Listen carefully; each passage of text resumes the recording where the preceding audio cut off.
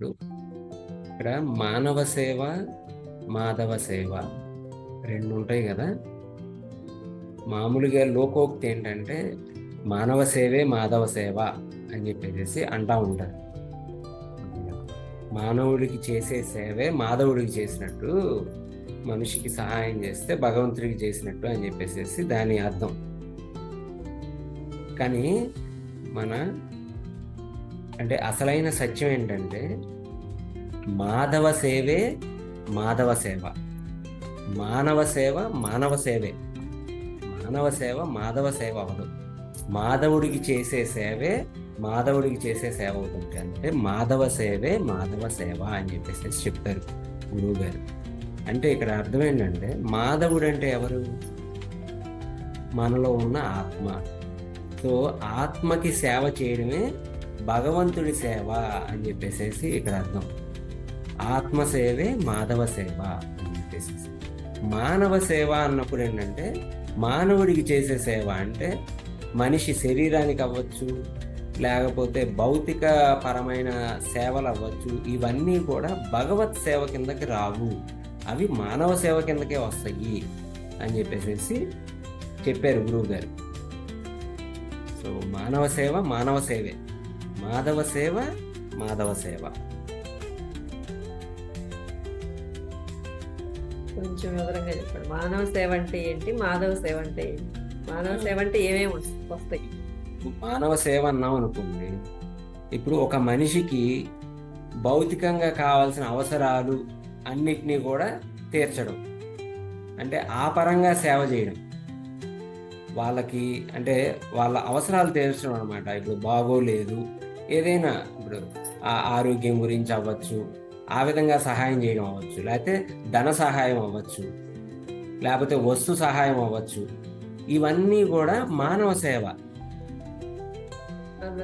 అన్నదానాలు, వస్త్రదానాలు ఇవన్నీ కూడా మానవ సేవ కిందే వస్తాయి.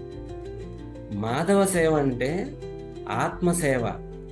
ఆధ్యాత్మికంగా కార్యక్రమాలు పెట్టి వాళ్ళకి ఆత్మజ్ఞానాన్ని అందించడం, ధ్యానం గురించి ప్రచారం చేయడం, శాకాహార ర్యాలీలు చేయడం, ఇటువంటివన్నీ కూడా మాధవ సేవ కింద వస్తాయి. అంటే ఆత్మసేవ అవి. సో ఆత్మసేవే మాధవ సేవ. అర్థమైందండి?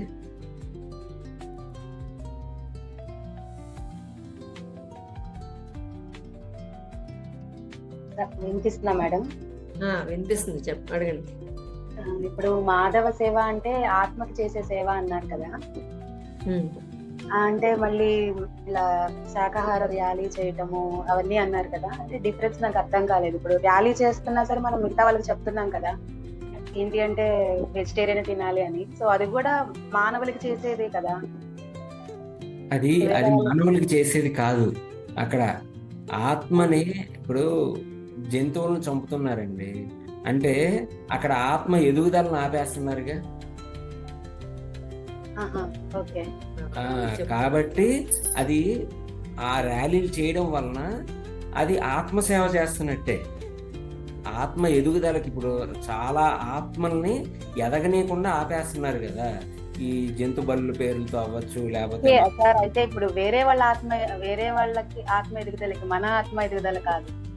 మనం మన ఆత్మ ఎదుగుదలకే కాదు, వేరే ఆత్మల ఎదుగుదలకి చేసే సేవ కూడా మాధవ సేవ కిందే వస్తుంది. ఇక్కడ ఎవరికైనా హెల్ప్ చేస్తే ప్రతి మనిషిలో దేవుడు ఉంటాడు. సో మానవ సేవే మానవ సేవ అని చిన్నప్పటి నుంచి విన్నాము. అది లోకోక్తి. మానవ సేవ మానవ సేవే. ఆ సేవలో తప్పేం లేదు, కానీ ఆ మానవ సేవ మానవ సేవ కిందే వస్తుంది, మాధవుడి సేవ కింద రాదు అని చెప్పేసి చెప్తున్నారు ఇక్కడ.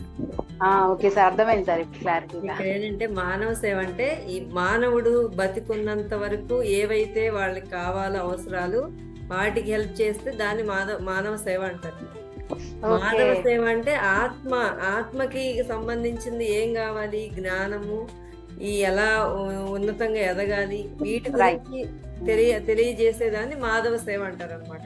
ఓకే ఓకే అర్థమైంది. మానవ సేవ అంటే ఈ భౌతికంగా ఆ, ఆ అర్థమైంది మానవుడికి మేడం. ఏమేం కావాలి, అవసరాలు, ఉమ్. తిండి, బట్ట, లేకపోతే ఏమన్నా గూడు గాని, వాడికి ఏం లేకపోతే మా డబ్బులు కానీ, లేకపోతే ఏ అవసరాలు, ఈ బతకడానికి ఏ అవసరాలు కావాలో వాటిల్ని సేవ చేస్తాం అనుకోండి. అన్నదానం కానీ, వస్త్రదానం కానీ, ఇవన్నీ ఈ భౌతికంగా ఉపయోగపడటానికే ఉపయోగపడతాయి అవి.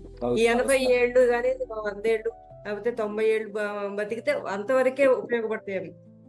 ఎస్ ఎస్ కానీ కరెక్ట్ మేడం. ఈ ఆత్మ సేవ అంటే, మాధవ సేవ అంటే ఈ ఆత్మ జ్ఞానాన్ని మనం అందిస్తా ఉన్నాం అనుకోండి, అవి ఇంకా ఎన్ని ఎన్ని జన్మలు జన్మలకైనా ఎస్ రైట్ మేడం. ఆ నాలెడ్జ్ అనేది తీసుకెళ్తది కదా, సోల్ అనేది.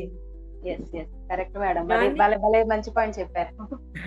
దాన్ని మాధవ సేవ అంటారు అనమాట. Super madam, super sir. Thank you. Thank you.